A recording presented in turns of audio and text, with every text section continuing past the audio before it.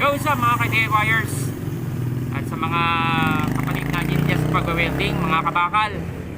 So ito, may magagawa tayo ng review ulit ngayon sa isang product. Actually, dalawang product pala sila. Isang welding machine. So ayan, yung welding machine natin na Kawasaki, at saka yung cut-off machine na Fujima. So bago natin ginawan ito ng review, ginamit muna natin ng ilang beses sa mga project. So hindi ko lang na videohan yung mga una natin ginawang mga project. So ngayon gagawa tayo ng patungan ng mga kalan. So kasama na rin yung pagre-review natin mula nung mga una kong ginawang project at ngayon itong gagawin natin. So stay tuned lang mga ka-DIYers at mga kabakal para may idea kayo sa pagbili ng gamit ng welding machine at saka ng cut-off machine. So ayan mga ka-DIYers at mga kabakal, umpisa natin ang ating review sa structural design at appearance ng ating Kawasaki INV 300A or 300 amperes. So ayan, itong model ng INV 300A is digital na siya. So buksan natin. Nandito yung switch niya sa likod. Ayan. Ayan, nagana na agad yung fan niya. So ito yung knob na ito yung adjustment ng ating amperes.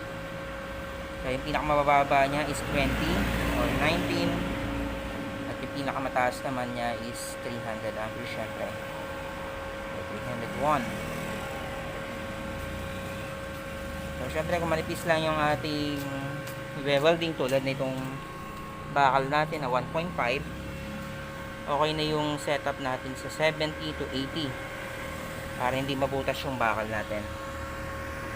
So ayan, medyo maikli nga lang yung kanyang electrode holder or yung welding rod holder. Maikli lang yung wire nya,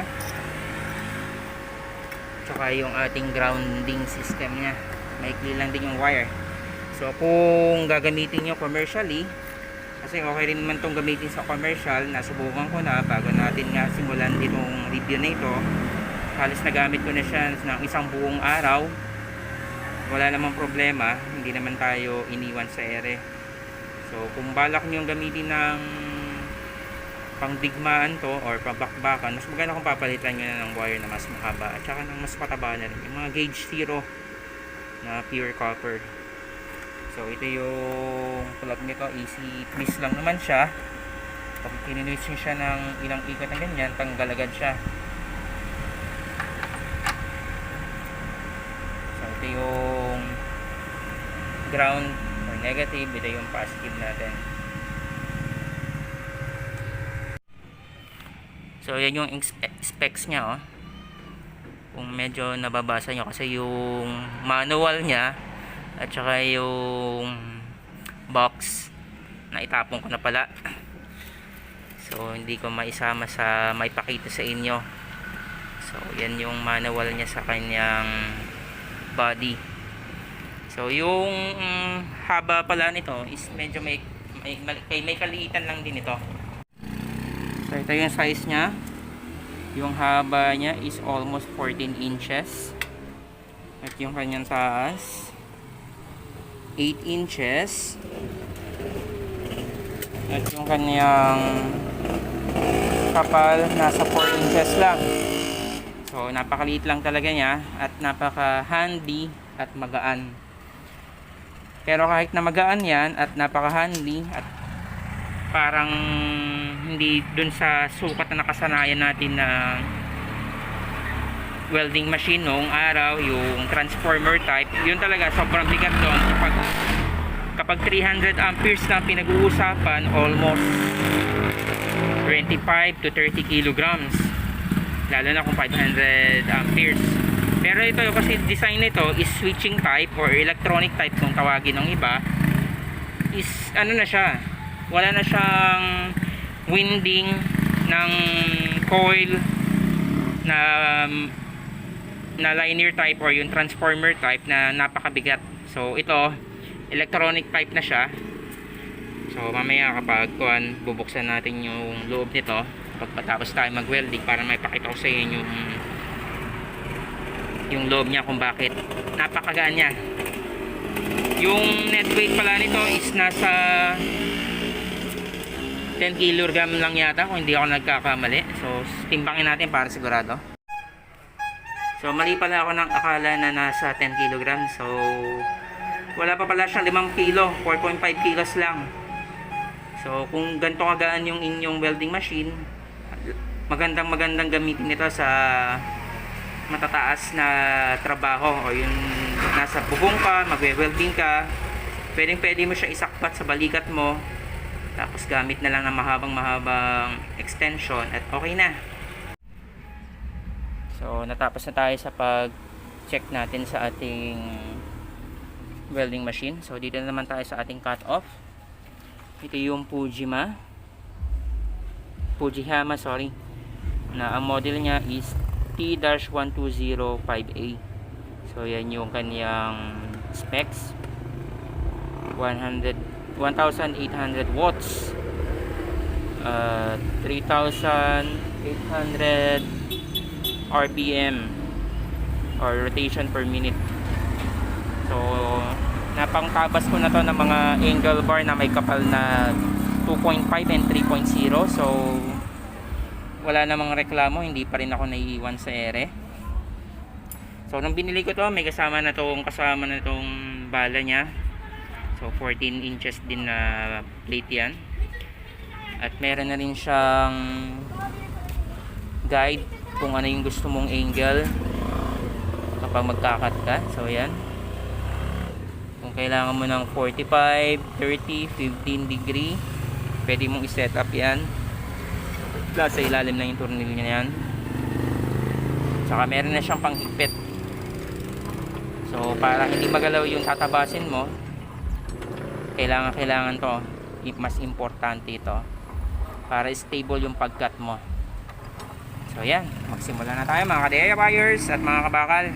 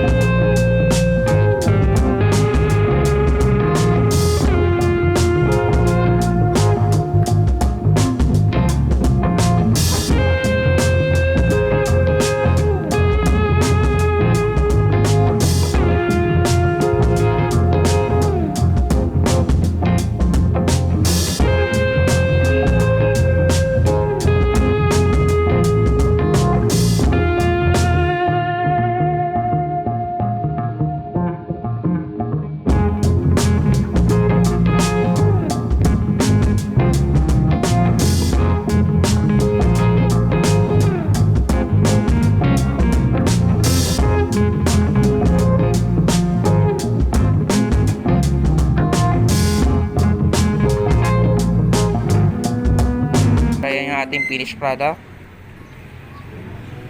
So hindi naman ako nahirapan na iskwalad nung ating putulin sa cut-off machine. So yan, pantay na pantay.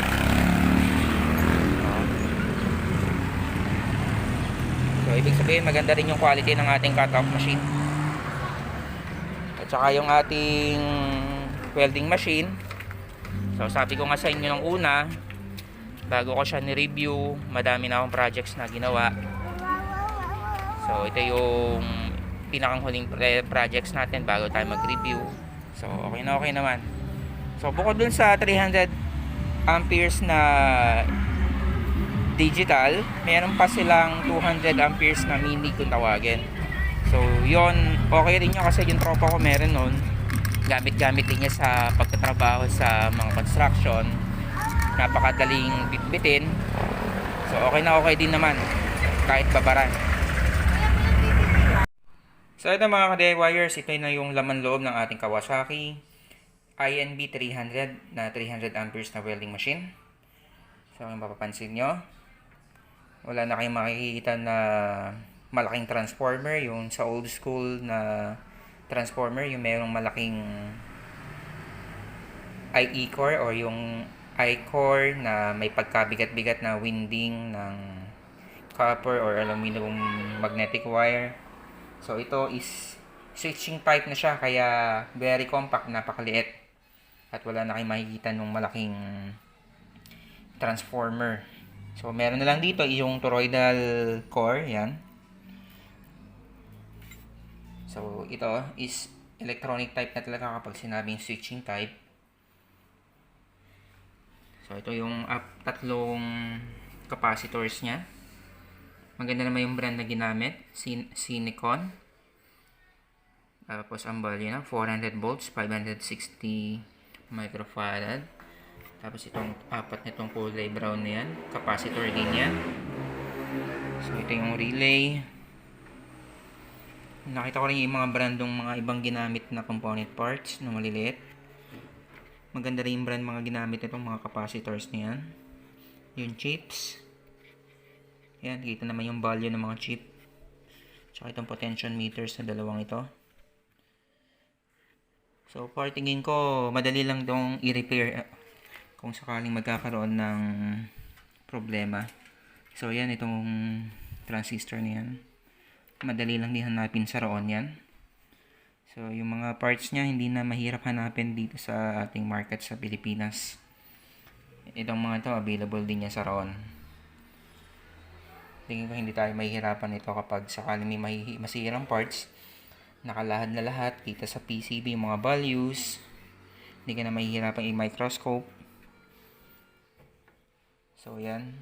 Para sa presyo na 4,500, worth it naman. At sulit na. So, ito lang talaga yung wires ng ating welding machine. Napakaliit lang o maikli lang, 1 meter lang yata ito. So, papalitan ko rin naman ito. Ito, may nahingi ako sa tropa ng pure copper ito na hindi siya welding cable na typical ginagamit pala sa welding machine. Gauge 6 yata ito or gauge 4 pala. Gamit to sa mga telco. So, yung trabaho kasi yung tropa ko kasi nagtatrabaho pala sa telco company. So, umarbor ako sa kanya ng 10 meters. So, pwede na rin naman ito. Hindi naman ganun kalakas yung ating welding machine. 300 amperes lang naman. So, siguro, ang gagawin ko, 6 meters yung para sa ating positive side at 4 meters dun sa ating negative side. So, tingin ko okay na yon. So, ito na nga yung ating patungan na kalan na ginawa natin gamit yung ating Kawasaki welding machine tsaka yung Fujima cut-off machine. So, yun, mapapansin nyo baka pulaan nyo dahil hindi pa ganun ka-pulida yung ating gawa. Kasi hindi ako nag 45 degree cut dahil nakailang revise ako bago napag-desisyon na kung ano yung design na gagawin ko sa top. So, naikapit ko na siya bago ko siya na-finalize yung design. So, ayan, yung patungan din yan, gamit din yan. Yung ating welding machine, tsaka cut-off machine. Napakadali lang natin nagawa niyan. So, kung mapapansin nyo, yung ating kalan, dapat yung palang gas tank nasa ilalim sana ng gas stove. Yung typical na design na usually na nakikita natin na binebenta sa market or sa online shop. Kasi, ang bala ko dyan, gagawa pa ako ng isa pang patungan ng kalan para sa ating heavy duty na kalan tsaka itong high pressure na kalan. Kaya maggagas line ako. Kaya ganito yung ginawa kong design. So para mailagay ko nga rin yung itong microwave oven tsaka yung induction cooker kung sakaling ubusan tayo ng gas. Pwede tayong gumamit ng electric. So stay tuned lang tayo mga kabakal at saka mga DIYers sa gagawin pa nating ibang fabrication ng mga bakal. So, yun nga mga ka-DIYers at mga ka-Ironman or mga kabakal para sa review na ibibigay ko sa Kawasaki na INB 300 na 300 amperes, tsaka yung Fujima cut-off machine para sa presyo nila at quality. Kahit na hindi sila yung typical na magandang brand na original talaga, kasi yung Fujima hindi naman siya ganun ka kilala. I mean, class A siya kung tutusin. Tsaka yung Kawasaki rin natin yan, mga China made din yan. Kahit na sabihin natin Kawasaki is Japan brand, pero I think hindi siya yun talagang Kawasaki na minapacture ng Kawasaki company talaga eh. Hilera lang din siya ng mga China made. Pero para sa reviews nila, tsaka yung presyo, sulit na ito. Madami nang magagawa ito. Basta tamang paggamit lang, yung hindi abuso, yung tamang pagtatabi sa kanya, tsaka yung maingat, tingin ko tatagal to. Hindi naman siya yung talagang pang commercial na ating gagawin or gagamitin. So kung pang project by project lang ito, o yung hindi namang babara ng gamit maghapon, pero tingin ko yung Kawasaki, kasi yung tropa ko meron siya 200 amperes niyan. Ayun, hapon yung binababad, wala namang problema eh. So ito 300 amperes pa, tsaka medyo heavy duty pa yung kanyang laman compared dun sa 200 amperes na mini welding machine. So ito tingin ko sasabak to sa babaran at patagalan ng gamit. So yun nga, papalitan na lang to ng wires ng welding cable para mas mahaba na yung reach niya. So stay tuned lang mga ka-DIYers para sa iba pa nating vlog. So yun nga, dapat yung patungan ng heavy duty na kalan, tsaka ng high pressure na kalan, tsaka yung ating food card, kasama ko sana sa iba vlog natin itong vlog ng ating reviews ng ating welding machine at tsaka ng cut-off machine. Yun nga lang, sobrang kaulan kaya hindi natin matapos-tapos. So baka matagalan pa maging stable ang panahon na mainit, kaya naisipan ko ng hanggang date na lang muna itong reviews natin ito, at para may upload ko na rin dahil matagal na tayong hindi nakapag-upload sa ating YouTube channel. So stay tuned na mga kabakal, mga ka-DIYers, para sa iba pa natin gagawing mga projects gamit itong ating welding machine tsaka yung cut-off machine. At sa mga hindi pa nagsusubscribe, please subscribe to my channel, Kawiti Boy All Around, at i-click na rin ang notification bell para maging updated kayo. Salamat sa pagtutok!